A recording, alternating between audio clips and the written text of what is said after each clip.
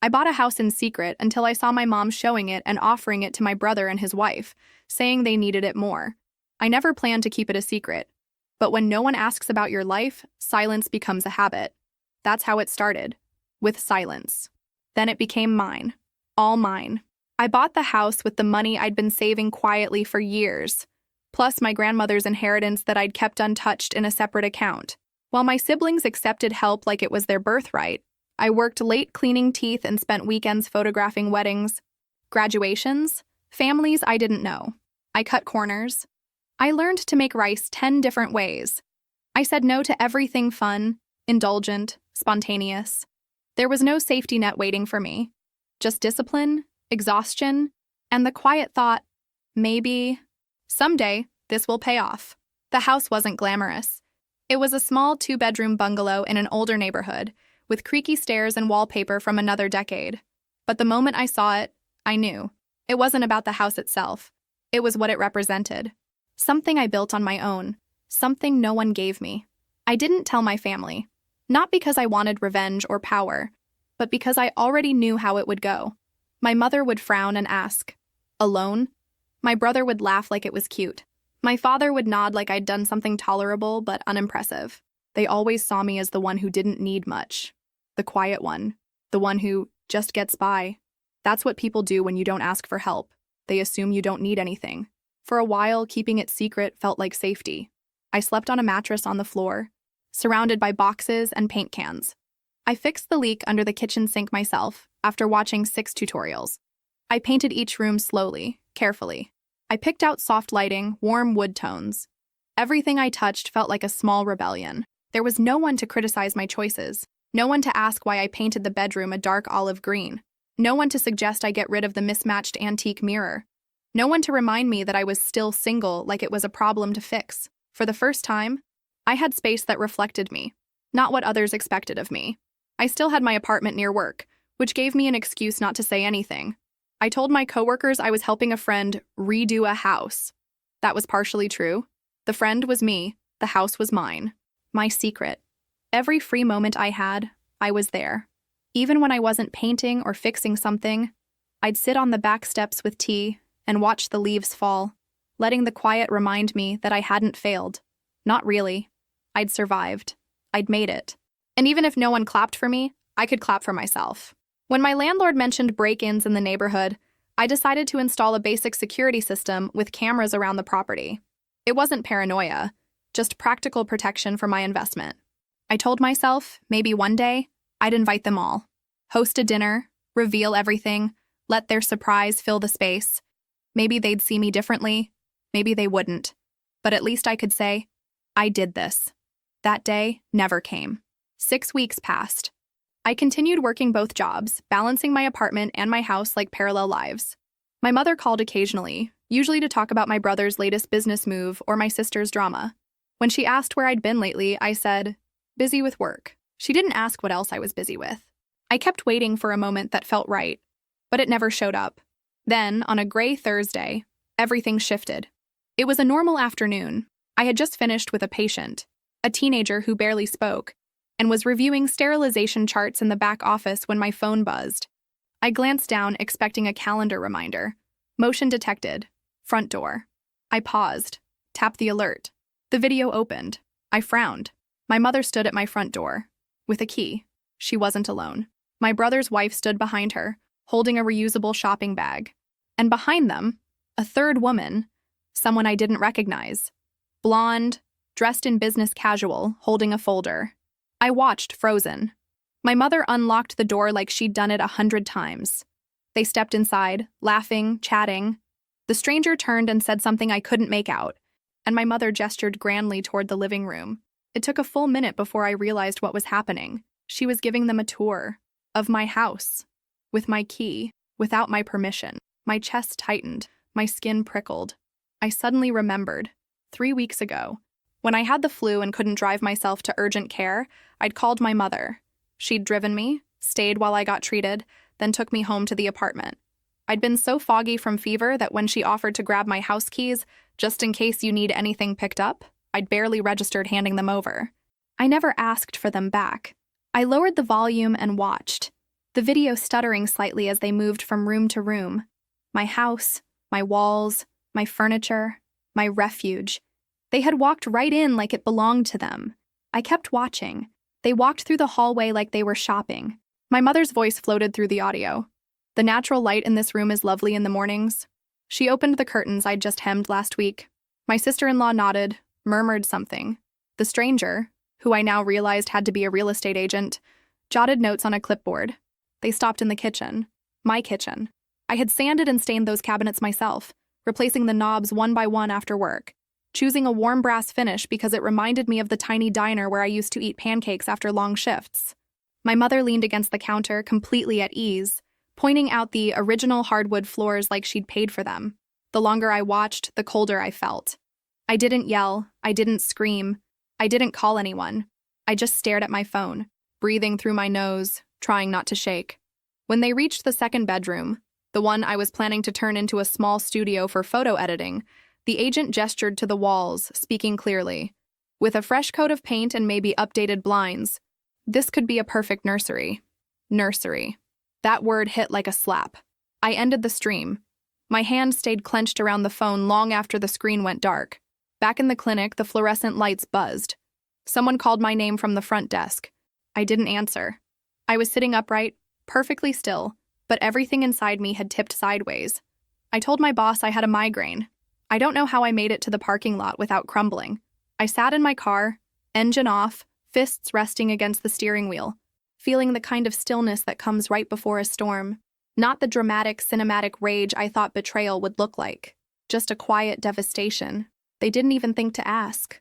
Not my mother, not my brother, not his wife. The idea that someone had entered my space, that someone had walked across my floors, opened my drawers, breathed in the scent of my soap without permission, made my skin feel foreign.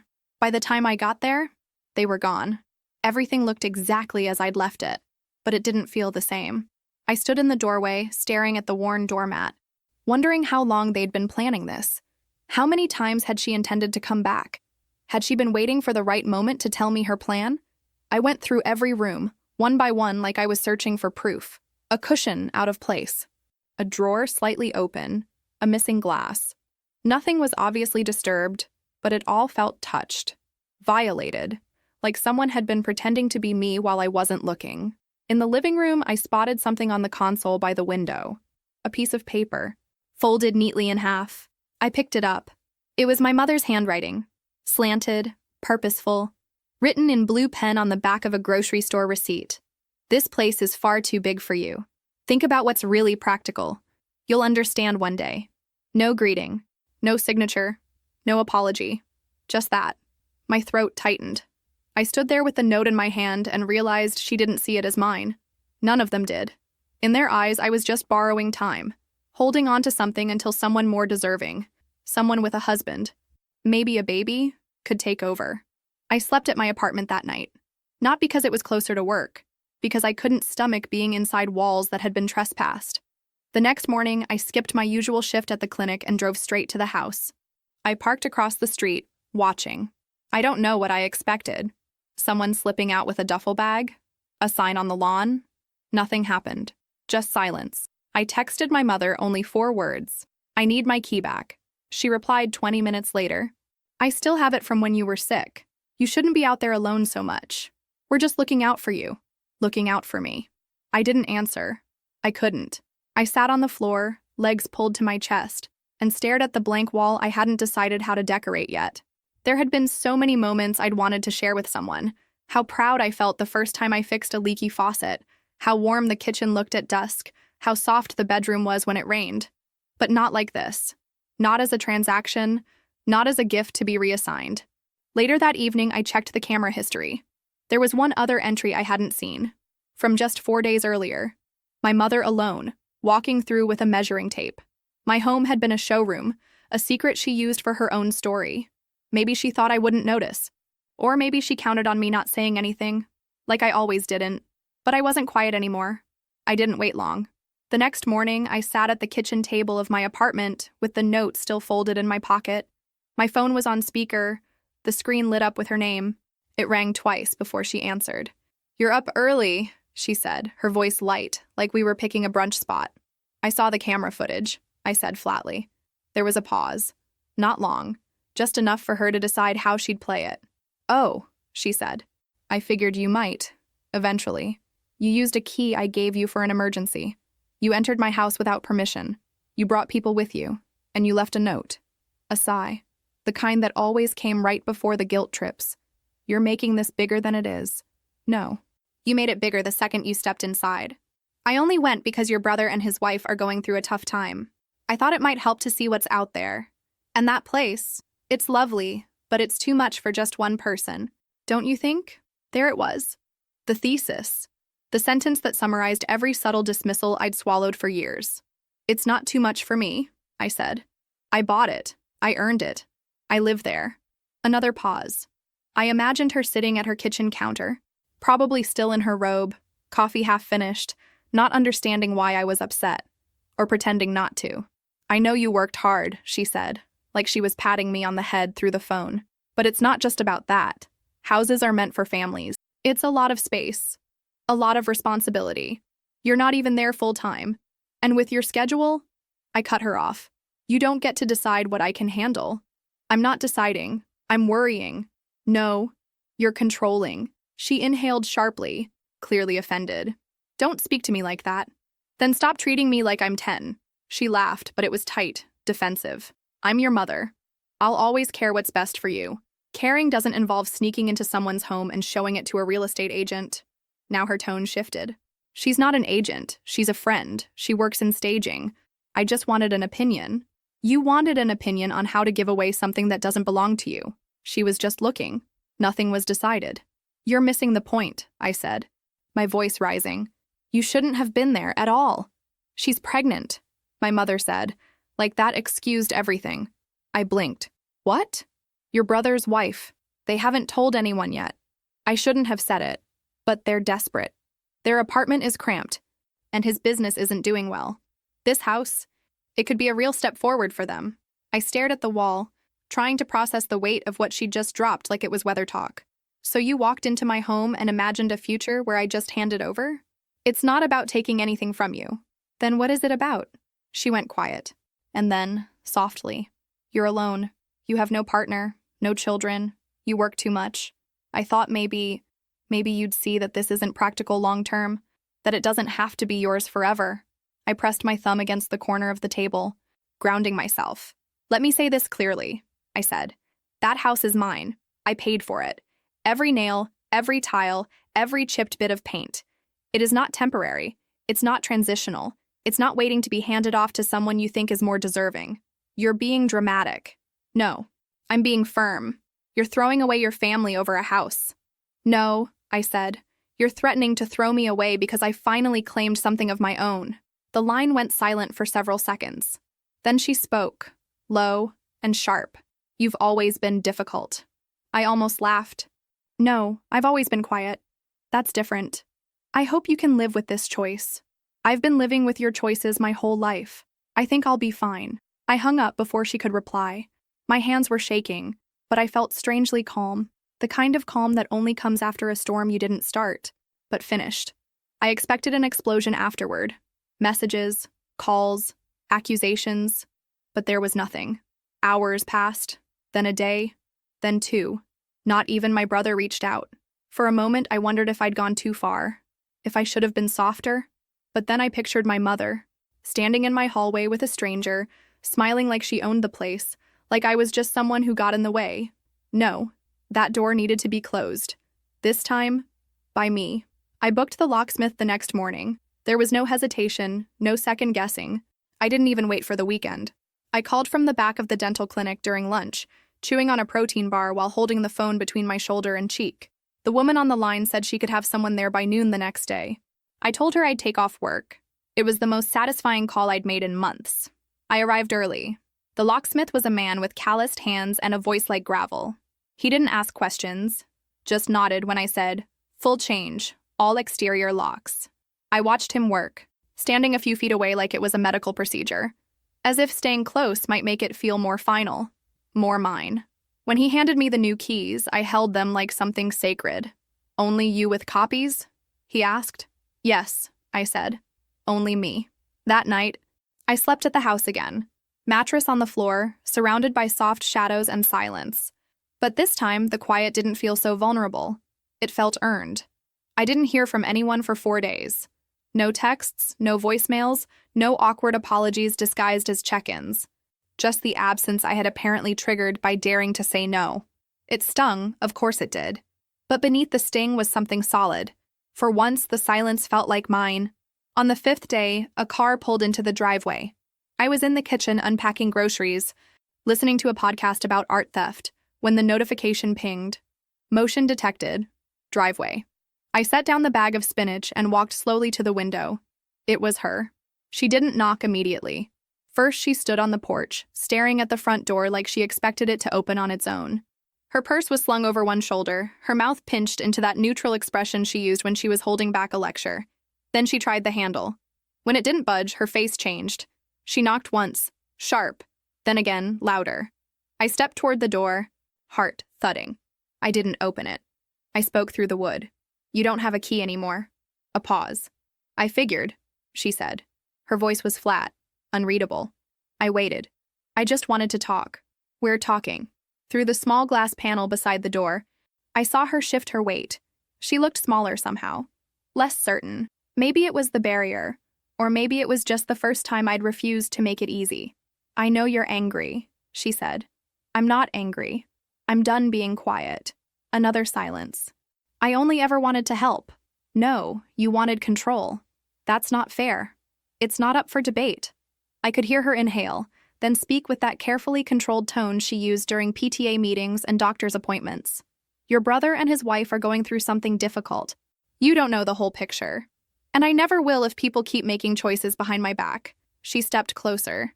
I watched her hand hover over the doorframe like she wanted to touch it. I raised you to be practical. No, I said. You raised me to be useful. To adapt. To expect less. Practicality was just the excuse. That's not true. Then why is it so hard for you to let me have something? She didn't answer. Why does it bother you that I own this place? That I'm fine without help? That I didn't need permission? Her voice cracked, just slightly. Because I don't want you to end up alone. I laughed, sharp and dry. You already made sure I was. I didn't say it to hurt her. I said it because it was true. Every family dinner where my achievements were glossed over. Every time someone else's crisis became more important than my progress. Every assumption that I didn't need help because I wasn't falling apart loudly enough. She pressed her hand against the door. You think I don't see you. But I do. Too late. A long beat passed. Then she said, This is a mistake. You'll regret shutting people out. No, I said quietly. What I regret is letting you in. I stepped away from the door. I didn't wait for a reply. A minute later, I heard the car pull out of the driveway. I didn't cry. I didn't shake. I finished putting away the groceries, sat at the kitchen table, and let the quiet fill the space again. Only this time, it was protected. It was mine. The silence stretched longer than I thought it would. At first, it felt like peace. I kept waiting for another knock, another voicemail, another demand disguised as concern. But the days passed quietly. No messages from my mother, no unannounced visits, just quiet. And then slowly the superficial texts began. My brother sent the first one, 2 weeks later. Hey, Mom's still pretty upset, maybe reach out? A few days after that, another. No judgment, just saying, this isn't worth blowing up the family over. Think about it. I didn't reply. Then my sister chimed in with a screenshot of a casserole she'd made. Missing family dinners. Let's all just move on? Each message was like a pebble thrown at a window I'd just sealed shut. Not enough to break anything. Just enough to remind me that they were still outside waiting for me to come crawling back through the cracks. No one asked how I was. No one said, that was wrong of her. No one wondered why I'd felt so cornered. They just wanted me to undo the mess I didn't create. So I stayed quiet. In the house, I found myself scrubbing baseboards that didn't need scrubbing, reorganizing the kitchen drawers, folding and refolding towels. I replaced the doorbell, installed blackout curtains in the bedroom, ordered frames for photos I'd taken but never printed. I hung them in the hallway. Sunrises, foggy streets, stray cats. Images that felt like proof of a life I had built without applause. Some days I felt proud. Others I felt like a stranger in my own skin. Because the truth is, even when you choose distance, It doesn't mean you stop wanting to be chosen. I still woke up thinking I should check my phone for some real message. An acknowledgement. A sign that someone in that house remembered who I was outside of the role I'd always played. But all I got were polite reminders to fall back into line. My days were full, work at the clinic, editing photos late at night, errands, house projects, but the quiet in between felt sharper now. I'd never been someone who needed a crowd. I liked stillness. But this stillness wasn't soft. It echoed. Sometimes I caught myself rehearsing conversations out loud, imagining what I'd say if they actually apologized, what I'd say if they didn't, what I'd do if my mother showed up again. I never landed on anything satisfying. One night, after a long day photographing a couple who couldn't stop bickering between poses, I came home and stood in the living room for a long time without turning on the lights. The house was silent, dim, familiar, and for the first time it felt heavy. I sat on the couch and tried to remember the last time I'd laughed with someone in this room, the last time someone sat across from me just to talk, not to take, not to fix, just to be there. The thought pressed down on me, slow and suffocating. It wasn't that I regretted what I'd done. I didn't. But being right doesn't stop you from feeling alone. That night, I slept with the hallway light on, just one bulb, a small defiance against the dark. In the morning, I made strong coffee, pulled on a hoodie, and took my camera into the yard. The garden bed was half prepped, soil turned over but no plants yet. I knelt and started removing weeds by hand, one by one, fingers cold in the morning air. It wasn't about the weeds. It was about taking control of what I could. The house had become my mirror, strong, unfinished, marked by effort, but even mirrors need light to reflect anything at all. I was beginning to realize I couldn't do everything in isolation, not forever, but I didn't want false connection either. If someone was going to step inside this house again, it had to be someone who saw me, not someone who looked past me to imagine what I could be traded for. The texts from my siblings stopped after I didn't respond for a week. I didn't miss them exactly. I missed what they could have been, what we could have been. If they'd ever truly made space for me to be more than the one who keeps quiet, who makes do, who disappears when convenient. I started sleeping full-time at the house after my lease ended. One night, as I sat on the back steps sipping tea, the air turned brisk and sharp. I looked up and watched the sky shift. The moon was nearly full. I whispered into the dark, "You're not crazy for wanting more." It felt strange at first, then steady. I said it again, louder this time. "You're not crazy for wanting more." And for once, the silence that answered didn't hurt. It agreed. She showed up on a Thursday, 3 weeks later, unannounced, holding a grocery bag in one arm and a bottle of red wine in the other. I opened the door, still wearing my cleaning gloves, one AirPod in, music humming faintly in my right ear. I blinked at her. "You didn't text," I said. She raised an eyebrow. "You haven't answered a text in almost a month. I figured you forgot how doors work." I didn't. She held the bag up. "I brought food." There was no point arguing. She walked past me like she owned the place, which was the closest thing I had to comfort lately. I closed the door behind her and peeled off the gloves. In the kitchen, she started unpacking. Crackers, soft cheese, grapes, a container of something warm that smelled like roasted garlic. I leaned against the counter, arms crossed, watching her. "So," she said, slicing the foil on the wine bottle, "want to tell me what's going on? Or should we eat first and pretend you're totally fine?" "I am fine." She gave me a look. "Please. I've known you since before you knew what concealer was. You're not fine." I sighed, ran a hand through my hair and grabbed 2 glasses. We sat at the small table by the window, the one I'd sanded and stained myself, the legs still a little uneven. She poured the wine, pushed a napkin toward me, and waited. "I told them," I finally said. "About the house." "Sort of." She popped a grape in her mouth.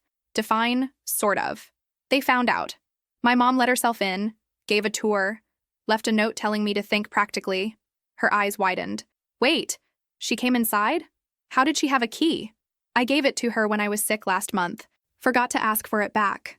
She set her glass down harder than necessary. "That's insane. I know." "And then what?" I confronted her. She said the house was too much for someone single. She was showing it to my brother and his wife. They're expecting. Her face twisted. "So she was just repurposing your life?" I nodded. "Exactly." She leaned back in her chair, staring at me like I was an unsolved puzzle. "And what did you do?" I changed the locks, stopped responding, told her she crossed a line. "That's not just a line," she said. "That's your entire boundary smashed with a crowbar." I let the silence settle between us, broken only by the faint creak of the walls and the ticking clock above the sink. "Do you regret it?" she asked quietly. "What? The house?" "No," standing up to them. I took a sip of wine and stared at the grain in the table. Sometimes I wonder if it was worth the silence, but then I remember how she looked when she walked through my door like it was hers. And I know I couldn't stay quiet this time. She nodded slowly. "You shouldn't have to." But I did, for years. And they liked it that way. She tore a piece of bread and dipped it into the container. "I get it, really. But is this it?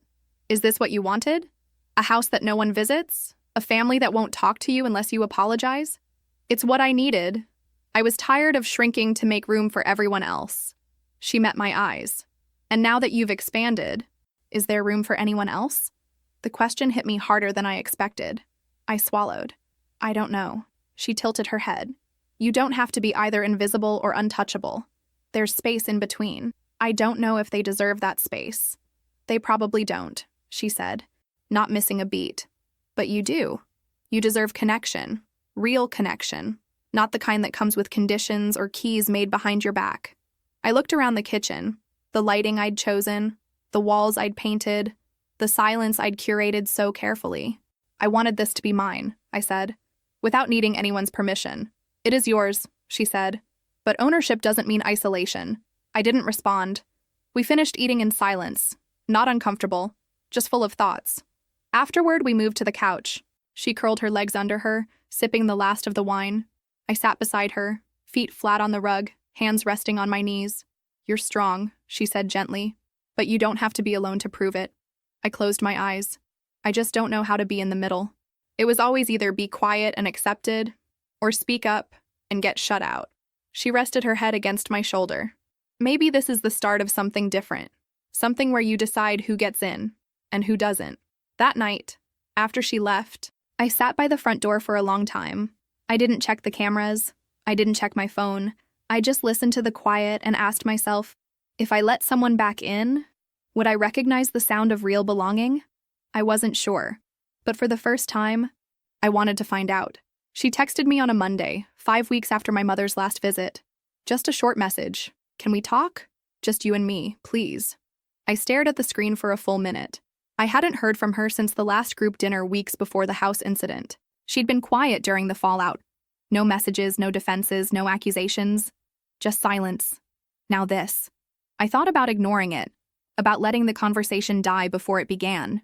But something in the phrasing, "just you and me," landed differently. I replied, "Tomorrow, 5, at the house." She showed up right on time. She wore no makeup, no perfect hair, no curated outfit, just jeans, sneakers, and a loose gray sweater that made her look smaller than usual. I opened the door before she knocked. "Hi," she said, carefully. I stepped aside and let her in. She walked in slowly, looking around like she wasn't sure if she was welcome. I gestured toward the kitchen and she followed. I offered her tea. She nodded. We sat. For a moment, neither of us spoke. She looked down at her hands, fiddling with the sleeves of her sweater. I waited. Finally, she took a breath. "I didn't know she was going to do that," she said quietly. "Bring someone, the staging woman." I didn't answer. She continued. "I asked her for help. That part's true. But not like that. I never asked her to take your house." I looked at her. Her face was pale, eyes tired. Not performative, just raw. "You asked her for help with what?" I said. She hesitated, then leaned forward, elbows on the table. "We're not doing as well as it looks," she said. "Your brother's business isn't stable. He took on some clients that didn't pay out. We've been behind on rent for months." I blinked. She pushed her hair behind one ear. "I didn't want to ask anyone. He wouldn't. His pride." "Yeah," I said, more bitterly than I intended. "That sounds familiar." I thought maybe she could co-sign something or help us refinance. But instead, she started pushing this idea. About your place. About how it was too much house for you. About how it would be more useful for a family. That word. Again. "She made it sound like you wouldn't mind," she added softly. I scoffed. Of course she did. I didn't know she had taken your key. I didn't know she was showing it like it was already decided. I leaned back in my chair, pressing my fingertips together to keep my voice level. "So you're saying it was her idea?" "I'm saying it spiraled, and I didn't stop it." That admission held weight. We sat in silence. My tea went cold. "I wanted to come sooner," she said, "but I didn't know what to say. I didn't want to lie, and I didn't want to defend what she did. But I also couldn't just let you think I was fine with it." "Were you?" I asked. Her eyes met mine. "No." I studied her face. I thought about all the years I'd watched her slide into the family like a puzzle piece. How my mother praised her. How my brother was always the shining one. I'd spent years assuming they lived in a world of clean answers and easy choices. And now here she was, fragile, messy, human. "Why didn't you ask me directly?" I asked. She gave a weak smile. "Because I assumed you'd say no." "I probably would have." "I know." We both laughed. Just once. A short, surprised breath of irony. "I'm not angry at you," I said after a pause. "But I'm not going to pretend it didn't hurt." "I don't expect you to," she said. "I just wanted to stop pretending everything was fine." The sun was dipping low outside, streaks of orange cutting across the floor. The house felt still again, but not empty. She stood slowly. "I won't come back unless you invite me. I mean that." I nodded. At the door, she turned. "He's ashamed," she said. "He won't say it, but he is." About the business. About not being able to provide the way he thought he would. I opened the door for her. "I understand shame," I said, "but it doesn't justify what happened." "No," she agreed. "It doesn't." She stepped outside, then stopped. "For what it's worth," she said, "your house is beautiful." This time I believed her. And when I closed the door, it didn't feel like I was shutting her out. It felt like I was closing something that finally had an ending. That night, I couldn't sleep. The house was quiet, but not in the soothing way I'd come to love. It felt tight, like the walls were holding their breath. My conversation with her kept echoing, her voice soft, her eyes avoiding mine, the way she said, "He's ashamed." I sat on the couch long after midnight, sipping cold tea and thinking about him, my brother, the one who had always known exactly how to move through the world in a way I didn't. Charming, loud when it served him, quiet when it didn't. The one who never had to ask twice for anything. The one who somehow always had more room than the rest of us. I realized something that night. I had spent so long resenting how easily he received things that I'd never stopped to wonder what he might be hiding behind that ease. It didn't make what happened right, but it made it harder to flatten him into a villain. Still, that didn't mean I wanted to forgive. It just meant I couldn't ignore the nuance anymore. The next morning, I walked into the second bedroom, my almost studio, and stood in the middle of the floor. The pale light was soft and even, just the way I'd imagined when I first painted the walls. I stared at the space, thinking about how close I came to losing it without even realizing it. They had never seen me as permanent. That's what stung. Not just that they wanted the house, but that they thought I'd step aside, that I'd quietly move out like I'd always moved out of the way, of conflict, of attention, of inheritance. And my mother, God, it hit me then, in a way it hadn't before. She probably thought she was helping. Twisted as it was, she didn't think she was stealing. She thought she was correcting a mistake. A house in my name felt like a misplacement of resources to her.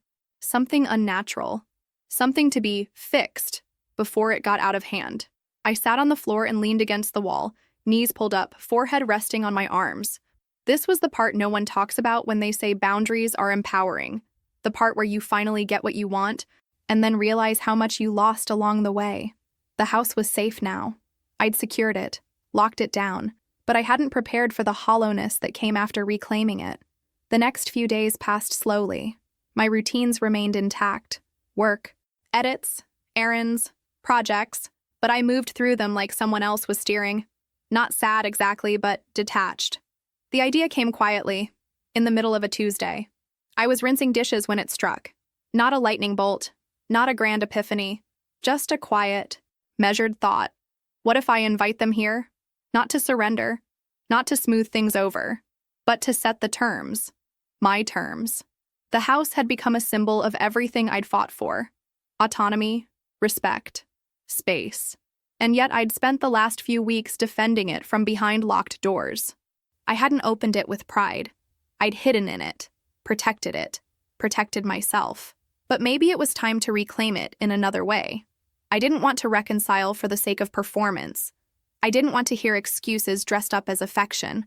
I wanted honesty, clarity, maybe even the beginning of something different, or maybe just closure. That night, I drafted the message. Simple. No theatrics. I'm making dinner this Sunday, at the house. If you'd like to come, you're invited. Come as you are. I sent it to my mother, my brother, my sister, and, to my own surprise, my father, too. Then I turned my phone face down and refused to obsess over their replies. It didn't take long. My brother was the first. We'll be there. Then my sister. You're cooking? Can I bring dessert? Even my father replied with a thumbs up. That was his version of emotional availability. My mother didn't answer right away. I didn't expect her to. But late the next day, she sent, "Okay, thank you." No emoji, no elaboration. It was enough. I spent Saturday prepping, not obsessively, just intentionally. I made a grocery list, cleared the clutter from the hallway, cleaned the windows. I set the table with mismatched plates and cloth napkins I'd found at a thrift store. No centerpieces, no fake smiles, just food and space. I cooked slowly on Sunday. Roasted vegetables, baked herb chicken, a pot of lentils simmered on the stove, warm and rich with garlic and thyme. I made salad with shaved fennel because I liked the way it looked in the bowl. Not for them, for me. At 5:57, a car pulled up. I took a deep breath and opened the door before they knocked. My brother stepped in first, holding a bottle of wine. His wife followed, glancing around like she hadn't seen the place in daylight. My sister came next, wearing too much perfume and carrying a bakery box with a ribbon. My father came in quietly, hands in his jacket pockets. My mother was last. She hesitated on the threshold. I met her eyes, then stepped aside. "Come in," I said, calm, even. She entered without a word. The house filled slowly, shoes by the door, jackets on hooks. My brother wandered through the living room, muttering, "You did all this yourself?" His voice didn't carry the usual edge. My sister ran her fingers along the windowsill and said, "This paint color is perfect." I just nodded. We sat down at the table as the sun dipped low. The lighting was soft, warm. I poured water into mismatched glasses and passed dishes around. No speeches, no tension, yet. We ate. My brother asked about the new camera I'd bought. My sister showed a picture of a friend's baby.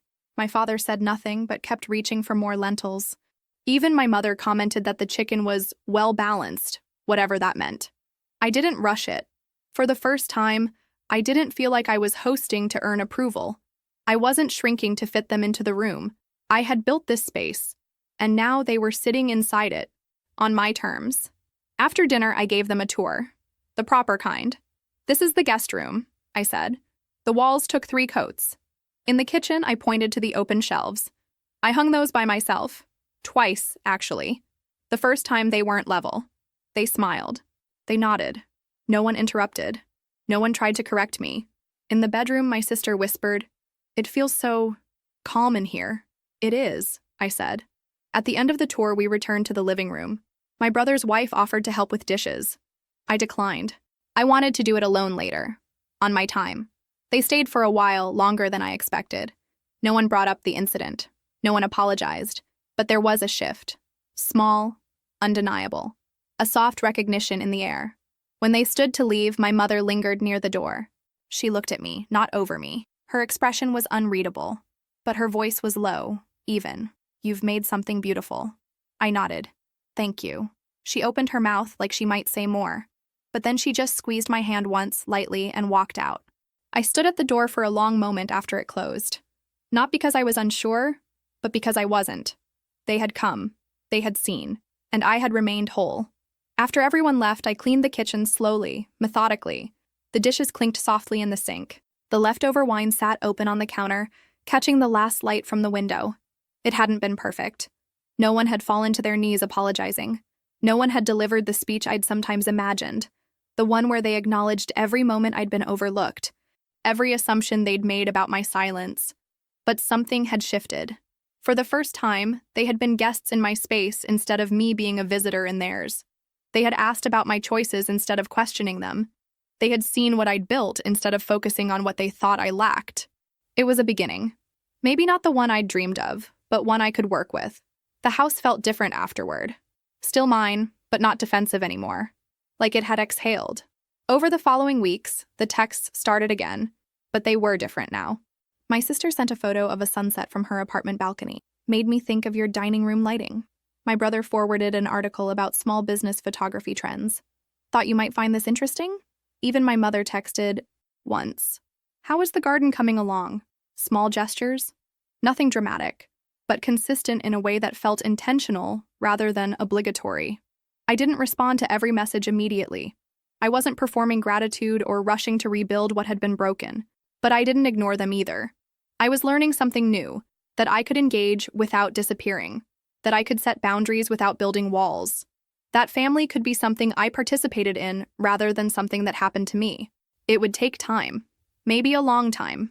Trust doesn't rebuild overnight, and patterns that took years to form don't dissolve with a single dinner. But for the first time in my life, I felt like I had a choice in how this story continued. And that choice was mine to make. On my terms, in my house, where I belonged.